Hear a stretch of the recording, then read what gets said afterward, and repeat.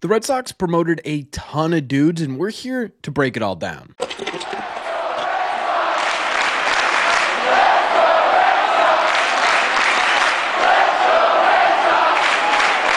What is going on, everybody? Welcome back to Red Seat Radio. My name is Corbin. The Red Sox have been busy over these last couple of days. They have had their really first wave of promotions of the 2024 season take place in the second half of this year right now. And this is significant, especially from the pitching side of things. So what we're doing in today's video is breaking it all down, talking about every promotion and ultimately what they all mean for the Boston Red Sox. But before we get into that, just a heads up, we're going to be live tonight on this channel right around 8:30, 8:40 p.m. Eastern time. We're going to be watching the Red Sox take on the Colorado Rockies in a very important series and game. Plus, we're going to be talking about all the latest trade deadline news surrounding the Boston Red Sox. So it's going to be a really busy one. I suggest you guys get there. Again, that is going to be 8:30, 8:40 p.m. Eastern time on this channel. Thank you all very much for clicking on this one.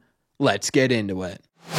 Okay, so let's start on the position player side of things because there's really only one guy we need to talk about. The only position player the Red Sox promoted over the last couple of days is a player by the name of Franklin Arias. He was signed last year in the international free agent period, and this is an 18-year-old shortstop who has been absolutely lighting the world on fire, prompting the promotion from the Complex League up to Low A baseball because during his time in the Complex League, this dude had a .355 average with a .471 on base percentage and a .584 slug in 51 games, good for a 180 WRC plus, about 80% more productive at the plate than the average Complex League player. He was also walking about the same amount as he was striking out, with a 17.5% strikeout rate and a 16.5% walk rate. At just 18, that is an extremely impressive statistic to be talking about. He also has 16 doubles and 6 home runs. This dude right now is hitting for power, he's hitting for contact,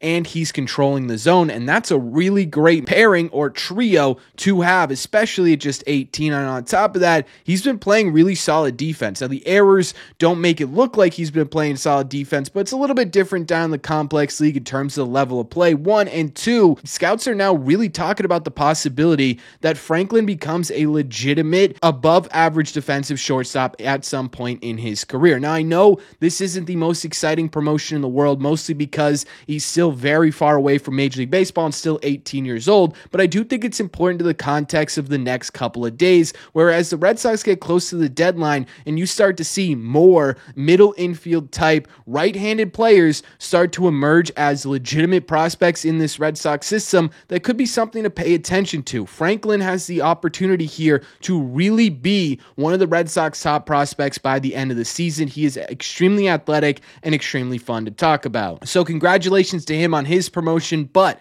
we got a whole lot of pitchers to get to, so let's break those guys down as well. However, before we get into that, do me a favor, make sure you guys have hit that subscribe button if you haven't already. If you're new here, we talk Sox almost every single day. Also, make sure you guys have hit the like button on this video as well. It just helps these videos out a ton, and it would mean a lot to me. Thank you all very much for taking a second and doing so. Let's get into these pitchers. Like I said, there's a ton of pitchers, so let's start with the bigger one here. In my opinion, the biggest name to be promoted on this list, maybe outside of Arias, is David Sandlin, the number 9 prospect for the Boston Red Sox. Yesterday was promoted from High A to Double A Portland. Now, on the surface, there may be some questions as to why he got this promotion, because so far it's a 5.12 ERA in High A, 10 starts, and a bit lower, but still not fantastic FIP at 4.40. But if you take a little bit of a deeper dive, his metrics look really good. He's striking out 37.3% of the batters he has faced so far in High A. That is almost 40% of all the batters he's faced. That is a whole lot of swing and miss from David Sandlin. On top of that, he's not really walking a ton of guys. He has an 8.2% walk rate, and that to me is an extremely encouraging ratio. And on top of that, his expected FIP is currently at 2.97 in High A. What this basically means is that if David Sandlin is able to cut down on his home run ratio, he could be an absolute dominant pitcher. Right now, that home run ratio, it's not pretty. It's 1.99 per 9 innings. That is a rough home run ratio, and that is definitely a really, really big factor for the Boston Red Sox in the next stage of his career. But at the same time, too, there's a lot to be encouraged about with who Sandlin could be on the mound. Double A is going to be the hardest challenge he has had to face yet, in my opinion, of his entire career, as it's just simply the highest competition above and beyond anything he's played in so far. So it's going to be a real interesting second half of the year for him, and we should be able to get probably a little bit of a better feel as to who Sandlin could be as he develops in Major League Baseball. But this was one of the bigger names to get promoted yesterday, not the only one. Another person that got a promotion yesterday is a player by the name of Noah Dean. He essentially took Sandlin's place on the High A roster, being promoted to High A Greenville. The 23-year-old lefty pitcher has had a really solid season this year. 15 games, 13 of them being starts. He has a 3.96 ERA with a tiny bit lower, and by tiny I mean 0.7% lower, FIP at 3.89. But again, he is getting a ton of swing and miss, striking out 35.1% of the batters he's facing, and opponents are hitting just 139 off of him this season. His weakness right now appears to be a little bit of a control issue. He's walking 12.7% of the batters he's facing, but over the month of July, that number's gone down quite a bit, and opponents have just a 0.89 average off of him in the month of July. That is extremely encouraging. As he comes up, getting that command under control is obviously going to be massive. Again, you keep going up levels, all of those sort of tiny little details are going to matter a whole lot more, and I would assume with Noah Dean, that's exactly what the Red Sox are going to be focusing on. What I really want to point out about this promotion is the fact that this is a lefty. The Red Sox don't have a ton of lefty pitching anywhere in their pipeline, so to get a guy like Noah Dean performing this well in low A, getting this promotion to high A is a very encouraging sign. On top of that, another lefty pitcher got a promotion yesterday when the Red Sox promoted Conley Early to Double A Portland. The 22-year-old lefty has been really solid in high A so far this season with a 3.72 ERA in 15 starts. Again, just a tiny bit lower FIP at 3.64, and he's striking out just under 31% at 30.9% of the batters he's facing, while only walking 8.2%. He is doing a lot of things really well right now and absolutely deserved this promotion. He is also holding opponents to a 206 average and has a ridiculous ground ball rate over 50% at 51.2. Those are really good signs, in my opinion, for Conley Early. The fact that he is getting a lot of swing and miss while also generating a lot of weak contact, that's kind of a perfect combination, right? It feels like pitchers are either a weak contact type pitcher or a strikeout type pitcher. Conley Early so far this year has been both. Again, another lefty getting promoted, getting closer to mending that lefty pipeline at the major league level. Really encouraging stuff from the Red Sox. Obviously, extremely encouraging stuff from Conley Early. Elmer Rodriguez, the Red Sox number 16 prospect, is also now one step closer to Major League Baseball. He was promoted up to High A Baseball yesterday, and the 20-year-old has been absolutely dominating this season in Low A Baseball with a 2.51 ERA in 14 appearances, 13 of them being starts. He also has a bit higher, but nothing crazy concerning, 2.73 FIP, and he's also striking out just under a third of the batters he's faced with a 28.5% strikeout rate, and he is walking guys, but it's nothing super crazy at 9.8%. Similarly to Early, he is generating a lot of weak contact. That batting average against is pretty low at 205, and he's getting a ton of ground balls as well. Almost 50% of the time, in fact, 49% of the contact made against him was on the ground, and it's 2.25 ground balls to every fly ball he's allowing. Again, you talk about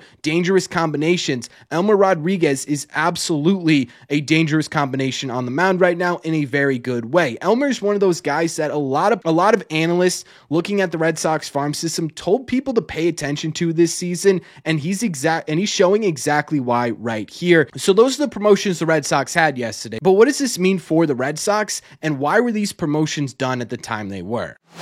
The big reason why we are talking about all of these promotions happening over the last couple of days, especially from the pitching side of things, is really a simple answer. It's the draft. The Red Sox drafted a ton of pitchers. Those guys are going to start to be signing with the Boston Red Sox over the next couple of weeks, over the next couple of months, and the Red Sox just flat out needed roster space to fit them on this roster, and so they decided to start promoting these guys now to get ahead of that problem in the future. We're also probably going to see a lot lot of cuts coming up pretty quickly here too. I would say a mass amount of cuts, to be honest with you, over the next couple of months, as again, guys are trying to get to that next level and guys are trying to get into the Red Sox system. So you're going to see a lot of movement from the Boston Red Sox. Really, every professional baseball team's minor league system is going to see a lot of movement from the Red Sox from the pitching side of things. That's exactly why this is happening. But that doesn't mean that this isn't a good thing for this Red Sox organization, because we've been talking about it basically for the last couple of years now. The Red Sox position player pipeline is really starting to mend itself really fantastically to the major league team, right? You're starting to see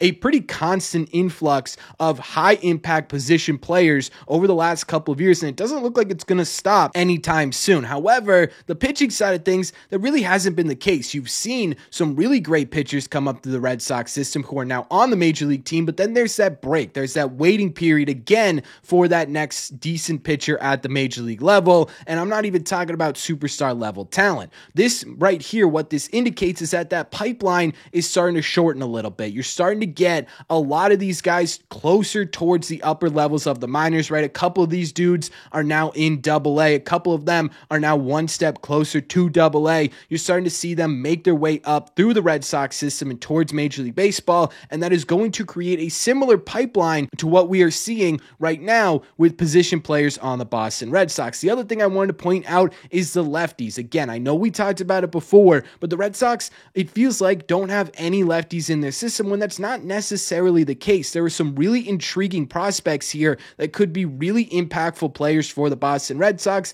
and a couple of them are from the left-hand side. Their development is going to be super impactful for the Boston Red Sox because it gives them versatility on their big league club in years to come that they just simply do not have right now. So overall, again, the reason this was done is pretty much nothing to actually do with the team itself, but that's not to say that these guys didn't deserve it. They absolutely did. They have been playing their asses off and they get rewarded for it. They are now one step closer to Major League Baseball, and for the Red Sox, it's a fantastic thing that they are getting flooded with pitchers and moving pitchers up closer to this team. But that's just my opinion, so let me know in the comment section down below, what do you think? What do you think about these promotions? Do you like them? Do you not like them? Is there someone you are looking for to get promoted soon? Let me know all your thoughts on the latest Red Sox promotions in the comment section down below. As always, if you made it to the end of this video, do me a favor. Make sure you guys have hit that subscribe button if you haven't already. If you're new here, we talk Sox almost every single day. Also, make sure you guys have hit the like button on this video as well. It just helps these videos out a ton, and it's the best way you can let me know you're enjoying the content we are putting out. Don't forget, you can always listen to these episodes in podcast form if you want to head over to Spotify or Apple Podcasts. Really, anywhere you get your podcast, you can head over to the app and look up Red Seat Radio. I will see you all tonight in the live stream again, 8:30, 8:35-ish on this channel. Thank you all very much for clicking on this one, and I will see you in the red seats.